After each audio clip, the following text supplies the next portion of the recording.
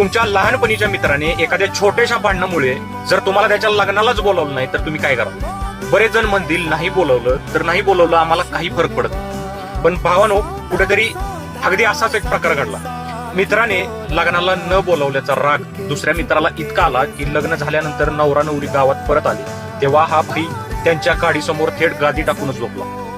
लोकांनी विचारला, रे हा काय प्रकार आहे, तू असं का करतोयस? तेव्हा तो मित्र म्हणाला, मी याच्या इन्व्हिटेशनची खूप वाट पाहिली, सगळं विसरून मला याच्या लग्नाला जायचं होतं, मला नाचायचं होतं, पण हा मला बोलवायलाच आला नाही ना, ह्यानं कोणतं इन्व्हिटेशन दिलं. मग माझा याच्यावर एवढा तर अधिकार आहेच की मी याची वरात अडवू शकतो, कारण याने माझ्या आयुष्यातला हा एक आनंदाचा क्षण माझ्याशिवाय जगून घेतला.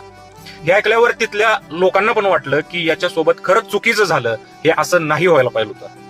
आणि मग काय, शेवटी नवरदेवाला स्वतः गाडीतून खाली उतरून मित्राला मनवावं लागलं आणि त्याची माफी मागावी लागली. मित्रांनो, विषय जरा फनी वाटतोय, पण फ्रेंडशिपमध्ये अशी रुसवे फुगवे आणि अधिकाराची भावना असणं चुकीचं आहे का? तुम्हाला काय वाटतंय कमेंटमध्ये नक्की सांगा. आणि ही रील पाठवा तुमच्या त्याच कायम रुसणाऱ्या पण तुमच्यावर प्रेम करणाऱ्या मित्राला. धन्यवाद.